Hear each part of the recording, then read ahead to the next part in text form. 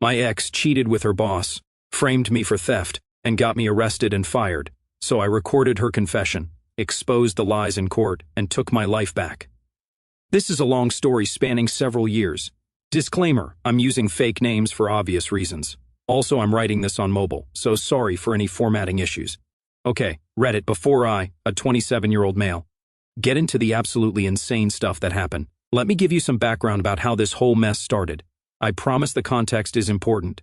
I'm Alex, and I grew up in a pretty average suburban town in Connecticut. You know the kind, with way too many Dunkin' Donuts and where everyone somehow knows everyone else's business.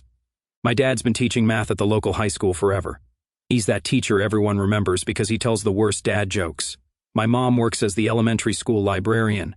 Yeah, it was pretty awkward having both parents in the school system growing up, LOL. We weren't rich or anything, but we did okay. We had a decent 3-bedroom house with a tiny backyard where Dad tried and failed to grow tomatoes every single year.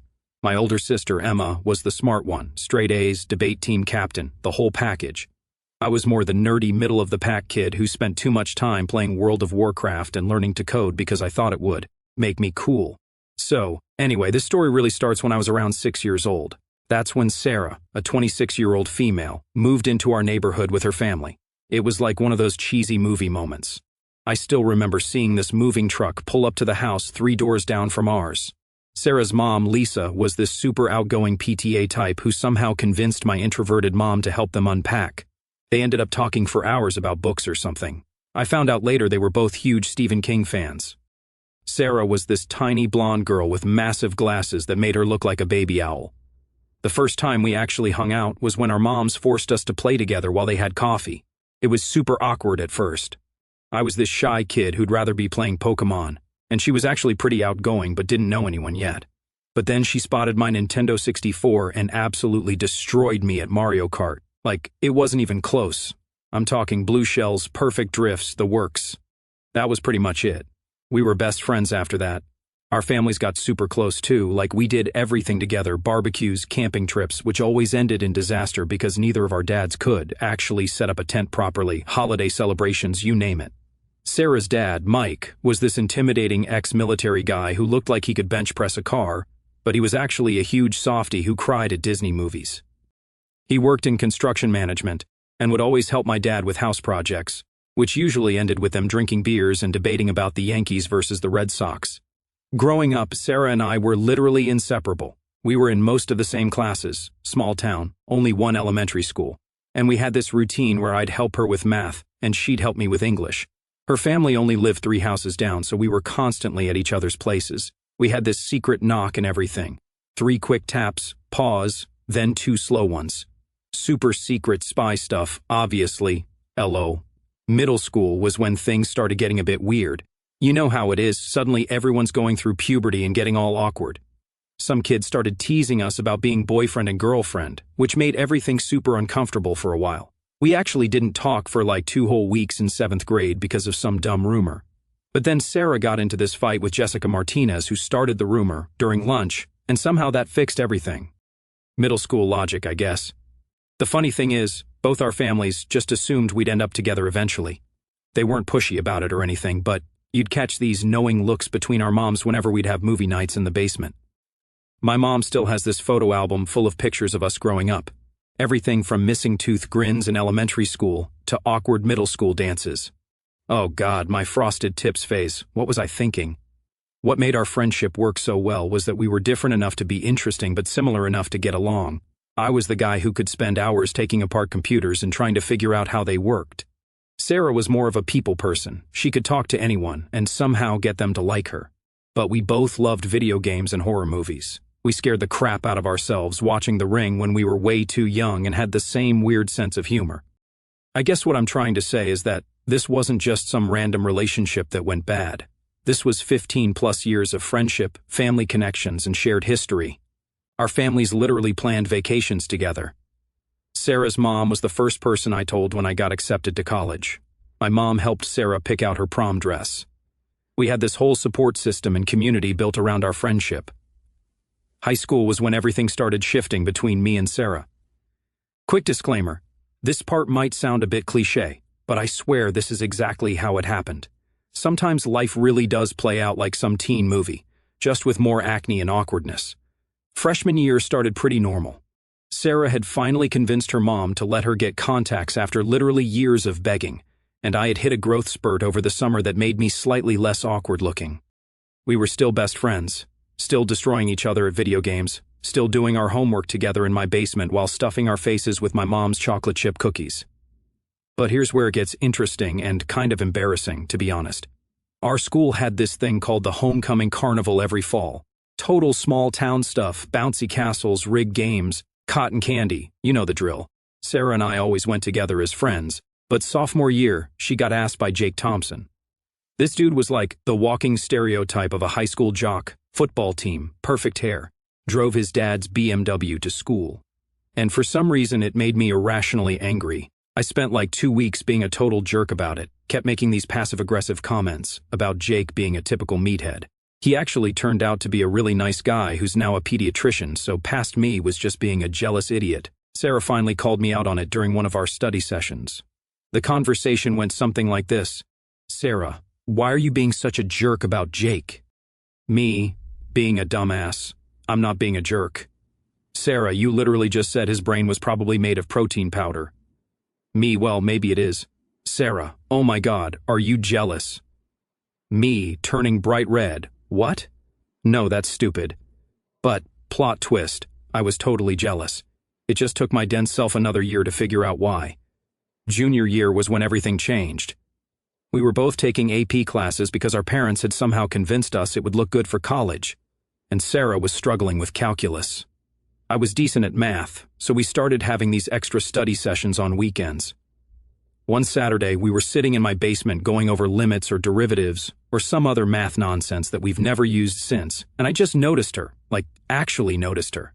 The way she'd scrunch up her nose when she was confused, how she'd tap her pencil against her lip when thinking, how she'd get this proud little smile when she finally understood something. And then she looked up and caught me staring at her like an idiot. I'd love to say I smoothly confessed my feelings or did something romantic. Nope. I panicked, knocked over my Mountain Dew, classy I know, and in trying to clean it up somehow managed to headbutt her when she bent down to help. Romance at its finest, folks.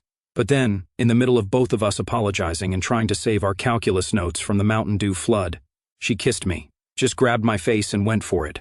I was so shocked I just sat there like a statue for a solid few seconds before my brain caught up. When we finally came up for air, the first thing out of my mouth was, "But what about Jake?" Yeah, I'm real smooth. She just laughed and told me Jake had asked her to the carnival because he wanted advice about asking out my sister, Emma. Apparently everyone but me had known this. The next few weeks were weird, but in a good way.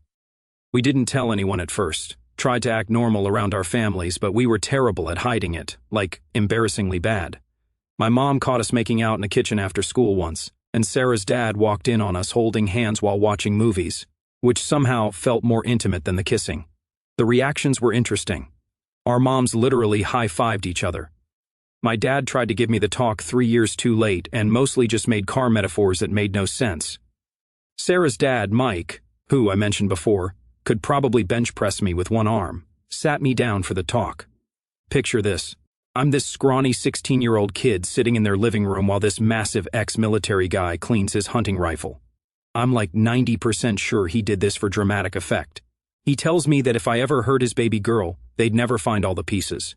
Then he immediately offered me a beer, which I was too terrified to accept, and asked if I wanted to watch the game. Peak dad behavior. Senior year was basically us being that annoying couple everyone hates. We did everything together, studied for SATs, went to football games. Well, Sarah cheered. I sat in the bleachers trying not to freeze. Planned for college. We even did the matching Halloween costumes thing. Mario and Luigi. We switched it up, and she was Mario because she was still better at the games. The college thing was tough, though. I got accepted to RIT for computer science. Yeah, shocking. The nerd wanted to do computers. And Sarah got into UConn for business marketing. They're like 5 hours apart. We had this big dramatic talk about whether we should try long distance or break up, typical 18-year-old what is our love story nonsense.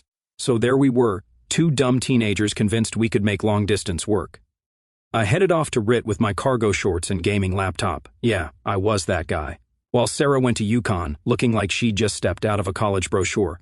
The first semester was actually pretty good, not going to lie. We had this whole system worked out. Video calls every night at 10 o'clock unless I was pulling an all-nighter coding, which was often, texted constantly, had this shared Netflix account, and would sync-watch shows together while on the phone.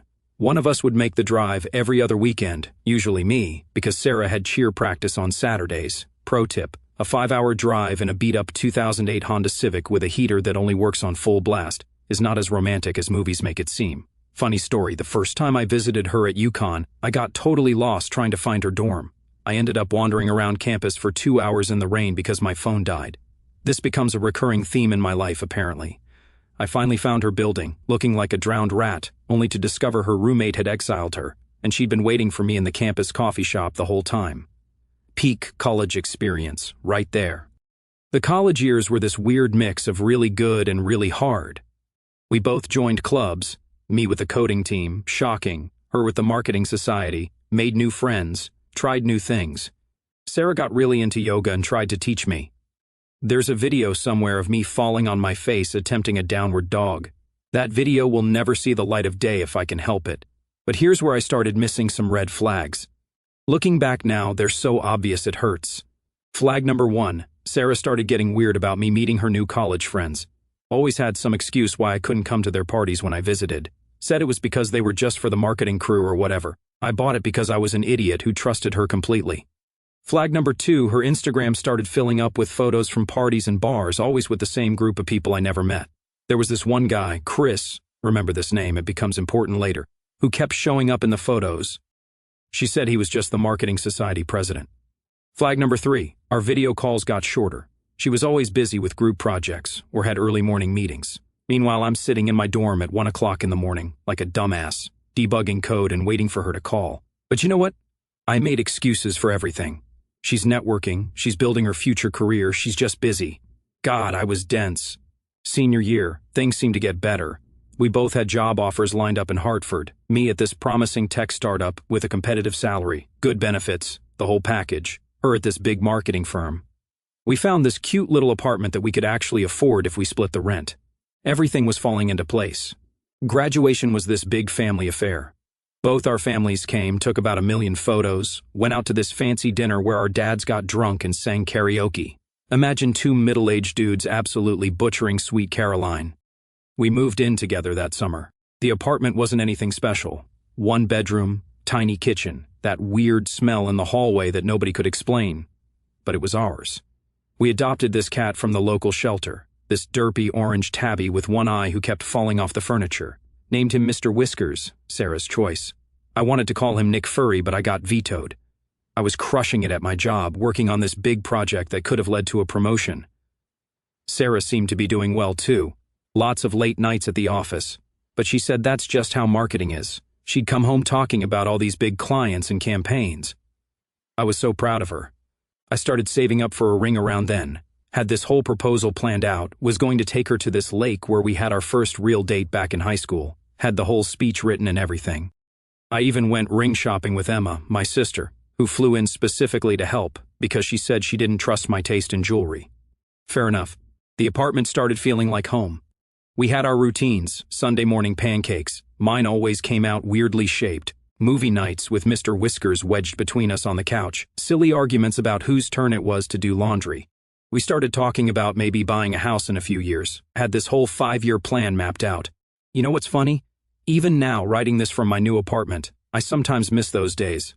Not her, definitely not her, but that feeling of having everything figured out, that certainty that your life was on the right track, that belief that the person sleeping next to you would never in a million years betray you. Alright, this is the part that still makes my hands shake when I type it out. Pour yourself a drink because this is where everything hits the fan. It was a Tuesday night in March. Remember how I mentioned I was working on this big project at work? Well, we were doing this major system deployment that night, like career-making stuff. I'd been coding for about 14 straight hours, surviving on Red Bull and those weird off-brand Hot Pockets from the corner store. Around 2 o'clock in the morning, my phone died, completely dead. I couldn't find my charger anywhere. Found out later Mr. Whiskers had knocked it behind the radiator. That one-eyed menace had a talent for chaos. I needed to message my team lead, Jake, about some critical bug fixes, and Sarah was asleep, so I figured I'd just grab her phone real quick to send a Discord message. Here's where my whole world imploded. As soon as I unlocked her phone, yeah, we knew each other's passwords, been that way since forever. I saw this notification from Chris, work. Remember Chris from her marketing society? Yeah, that Chris. The message preview just said, "Miss you, baby. Can't wait for I know what you're thinking, and yeah, I probably should have just woken her up and asked about it, but something in my gut just knew. You know that feeling when your whole body goes cold and your stomach drops? That's what hit me. I opened the messages. I wish I hadn't. The messages went back months, hundreds of them, pictures, plans, hotel receipts. Those late nights at the office weren't for work. Those marketing society reunions weren't reunions. Turns out, Chris wasn't just some college friend. He was her department head at work, 15 years older than us, married with kids. They'd been having an affair for almost the entire time we'd been living together. Some choice messages I still can't get out of my head. Can't wait till you finally leave him. Last night was amazing, baby. He's so clueless, still planning that stupid proposal. Yeah, she knew about the ring because my sister couldn't keep her mouth shut. I just sat there on our IKEA couch that we'd spent 3 hours building together while laughing about the weird Swedish names for what felt like hours, scrolling through message after message. Each one was like a knife to the gut. Then Mr. Whiskers knocked something off the kitchen counter, probably trying to help, honestly, and the noise woke Sarah up. She came out of the bedroom all sleepy and confused, asking why I was still up. I just held up her phone. The look on her face, I'll never forget it. Not shock, not shame, just annoyance, like I'd inconvenienced her by finding out. What followed was the most surreal conversation of my life. She didn't even try to deny it. Just stood there in her stupid pajamas, the ones with little cats on them that I'd gotten her for Christmas, and told me how Chris was her soulmate and how she'd been trying to find the right time to tell me. The right time? After 20-plus years of friendship, after 5 years of dating, after we'd built a whole life together, she was waiting for the right time. I lost it. Not violently, I've never been that guy.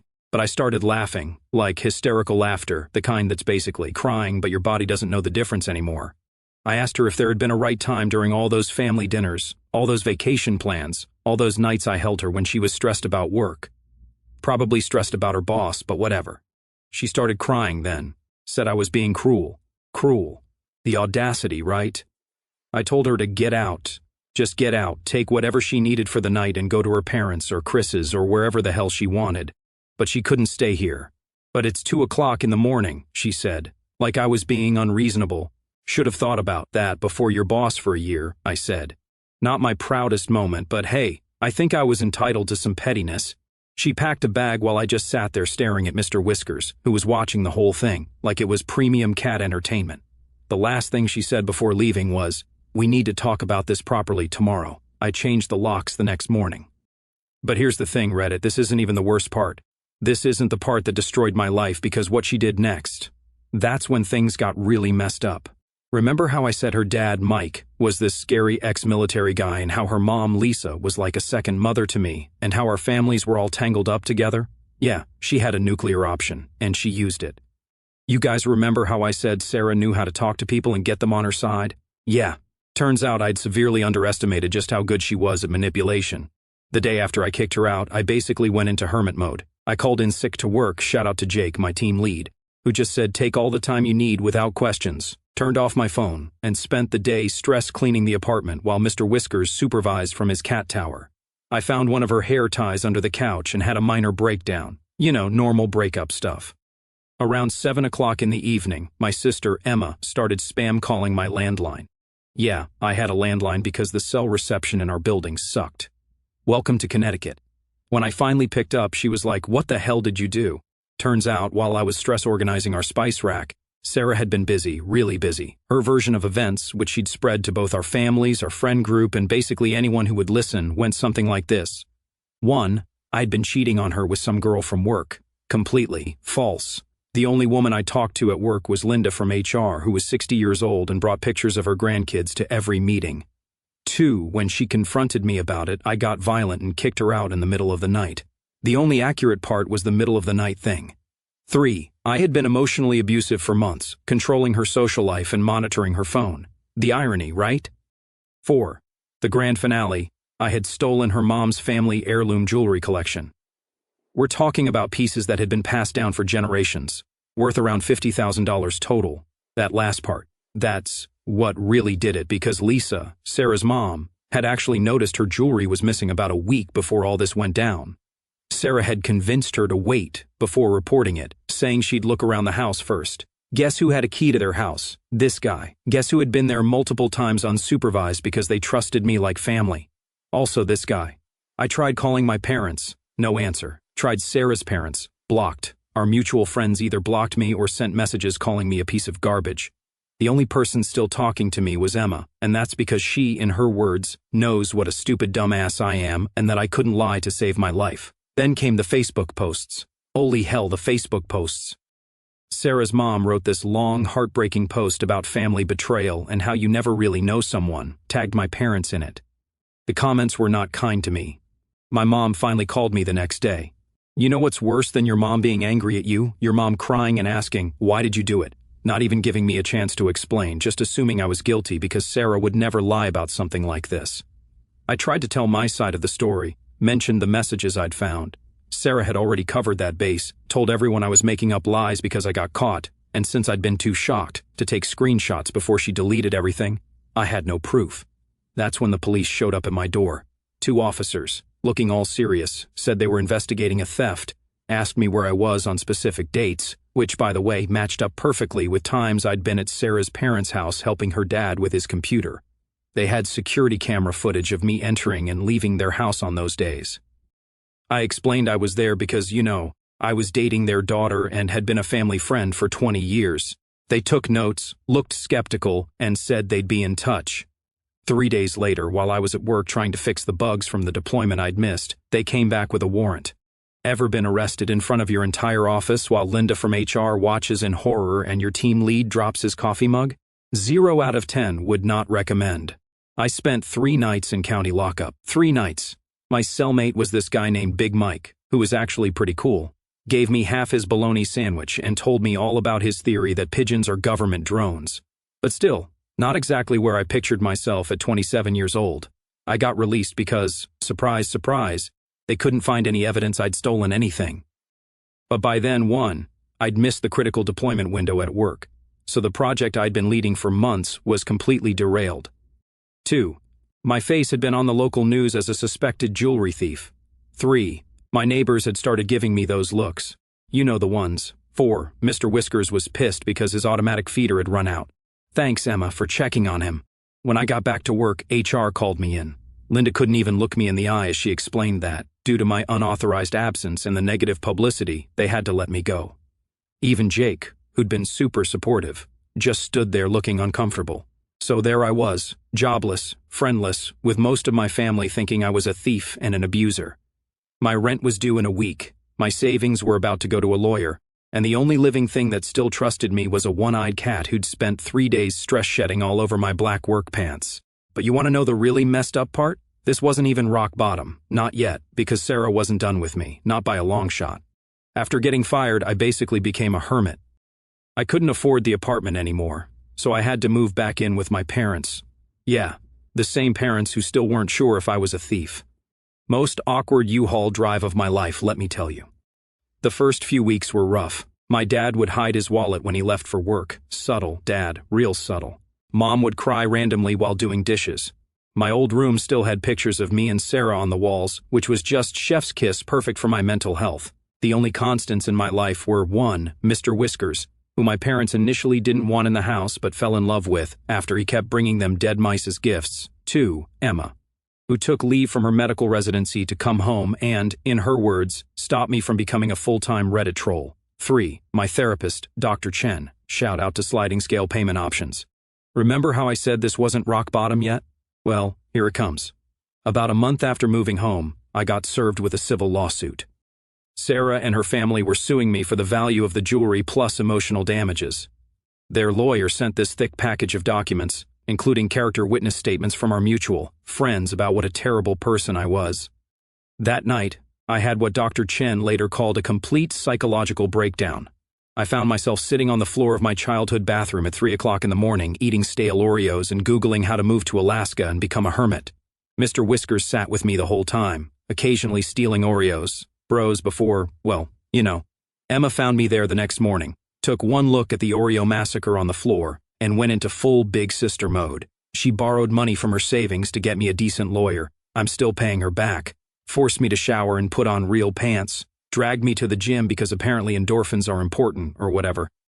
Then she did something that actually changed everything. She made me write down a plan. Not some vague get my life back, but an actual step-by-step guide. We called it Operation Phoenix. Yeah, we're nerds. Shut up. The plan went like this. 1. Document everything.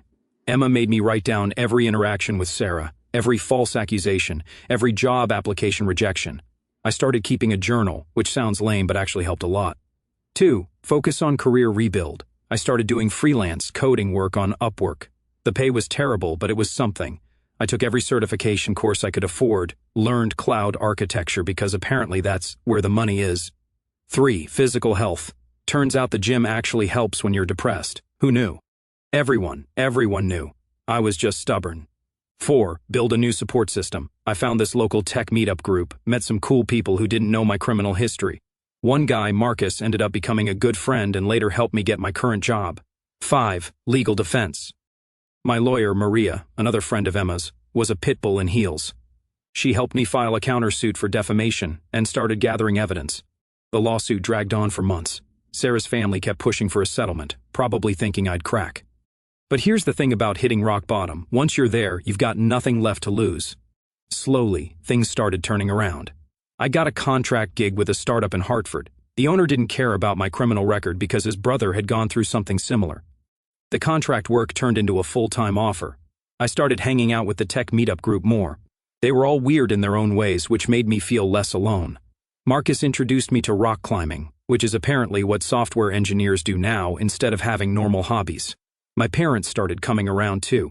I caught Dad playing with Mr. Whiskers when he thought no one was watching. Mom stopped hiding her jewelry. Progress. I found out later that Emma had been showing them the documentation we'd been gathering, slowly convincing them something wasn't adding up about Sarah's story. The real breakthrough came from the most unexpected place. Linda from my old job. Remember her, the HR lady with the grandkid photos? She reached out through LinkedIn, of all places, to tell me she'd been seeing some weird expense reports from Sarah's department before everything went down. Lots of business dinners and client meetings at hotels. She couldn't say more because of HR confidentiality, but she gave us enough to start pulling threads. By the 1-year mark of the incident, I had a new job with better pay than my old one, an apartment I could afford on my own with a sweet cat tower from Mr. Whiskers, some actual friends who knew the whole story and still wanted to hang out, visible abs, okay, like 2 abs, but still, and a lawyer who was starting to smile during our meetings, always a good sign. Was everything perfect? Hell no. I still had nightmares sometimes, still got weird looks from old family friends at the grocery store, still couldn't watch romantic comedies without wanting to throw things at the TV. But I was surviving. More than surviving, I was rebuilding. And then, because the universe has a sick sense of humor, that's when Sarah showed up at my door. It was a random Wednesday evening. I had just finished a coding sprint at work and was about to order Thai food. Pad Thai with extra peanuts, fight me. Mr. Whiskers was doing his usual, I'm not hungry, but I see you moving toward food-related items dance around my feet. Then came the knock. Not going to lie, after everything that happened, I'd gotten paranoid about unexpected visitors. I installed one of those Ring doorbells, best investment ever. I checked the camera and there she was, Sarah, standing there in her expensive work clothes, looking like she'd been crying. My first instinct was to pretend I wasn't home, but then I remembered what Emma and Dr. Chen had been drilling into my head about facing your demons or whatever. Plus, Mr. Whiskers had already meowed loudly enough to give away that someone was definitely home. But here's the thing about hitting rock bottom and climbing back up, it changes you. The old Alex would have opened the door, ready to either apologize or argue. The new Alex? He hit record on his phone before opening the door. Yeah, I'd learned a few things over the past year. She looked different, not bad different, just defeated. The polished marketing executive was gone. Her eyes were red, mascara slightly smudged. She tried to hug me, the audacity, but I stepped back. Can we talk? She asked, like we were in some rom-com where the ex shows up for a heartfelt reunion. I let her in because 1, I was curious what possible explanation she could have, and 2, Mr. Whiskers was already giving her his best judgmental, one-eyed stare from his cat tower. What happened next was honestly surreal. She started crying, like full-on ugly crying, which, I'll admit, gave me a bit of satisfaction. And then she just confessed everything, the whole thing, with my phone recording every word. Turns out, 1. The affair with Chris had been going on for over a year. 2. She'd stolen her mom's jewelry to help pay off Chris's gambling debts. 3. When she realized she couldn't return the jewelry because Chris had already sold it, she panicked. 4. The false accusations against me were her way of covering everything up. 5. Chris had recently left her for some 22-year-old intern at their company. The best part? She actually said these exact words. "I'm so sorry for falsely accusing you, using you, and making you get arrested. I know I destroyed your career and your relationships with our families. I just couldn't admit I was the one who took the jewelry because it would ruin my image." My lawyer later told me those were the most beautiful words she'd ever heard. Pure poetry. But wait, it gets better. Remember how I mentioned Linda from HR had noticed weird expense reports? Turns out Chris had been embezzling from the company, using fake client meetings to cover his gambling habit. Sarah had helped him doctor the paperwork. When Chris dumped her, he also threw her under the bus at work. She was about to be fired and possibly charged with fraud. That's why she came to me. She thought maybe if she came clean, I'd help her out of sympathy. She actually asked if we could get back together, said she'd realized what she lost. I just sat there, letting my phone record every word while Mr. Whiskers cleaned his butt in the background. He's got excellent dramatic timing. When she finally ran out of steam, I just said, "Thanks for telling me all this. I think you should leave now." That's it. She asked, "Don't you have anything to say?" "Yeah," I said. "You should probably get a good lawyer." The look on her face when she realized what just happened. Priceless. I called my lawyer Maria immediately after Sarah left. She literally squealed when I played her the recording. Turns out, Connecticut is a one-party consent state for recordings, and Sarah had just handed us a golden ticket. What followed was a thing of beauty. 1. The recording was submitted as evidence in both the civil suit and my countersuit. 2. Sarah's family dropped their lawsuit immediately. 3. My countersuit for defamation and damages proceeded full steam ahead. 4. The company Sarah and Chris worked for opened a full investigation into the fraud. 5. Several of our old friends reached out to apologize after the truth came out. The best part? Sarah's mom, Lisa, found out about the jewelry confession when the recording was played during a legal meeting. Watching her realize that her daughter had stolen from her and let me take the blame, I almost felt bad. Almost. That was 2 months ago. Since then, Sarah and Chris are both under investigation for fraud. I won my countersuit. We're still working out the settlement details. My parents have apologized about 1,000,000 times. Most of our old friend group has reached out to make amends. Mr. Whiskers got a new cat tower. He deserved it. The money from the lawsuit won't undo the past year, but it'll help. I've already paid back Emma, started a therapy fund, and bought a better car, RIP, old Honda Civic. More importantly, I've got my reputation back. The local news that ran the story about my arrest, they did a follow-up piece about false accusations and their impact. I even got some job offers out of it, though I'm staying with my current company. They stood by me through all this. So here I am, 1 year and 4 months after my life exploded, single, successful, with a one-eyed cat and a story that's apparently worth 7 Reddit posts. Not where I thought I'd be at 28 years old, but honestly, I'm okay with that. Lessons learned. 1. Always trust your gut. 2. Keep receipts for everything. 3. One-party consent recording laws are your friend. 4. Cats are excellent judges of character. 5. Sometimes rock bottom is just the foundation for something better. Final update, since people keep asking. Yes, Mr. Whiskers is still living his best life. No, I'm not dating yet. Trust issues, who would have guessed? Yes, I'm still going to therapy, and no, I don't miss Sarah. Some bridges are better left burned. Edit. Holy hell, this blew up. RIP my inbox again. Edit 2, thanks for all the awards. I'm donating the equivalent amount to our local animal shelter where I got Mr. Whiskers. Edit 3, you can stop DMing me for Sarah's contact info. She's about to be very busy with legal proceedings anyway.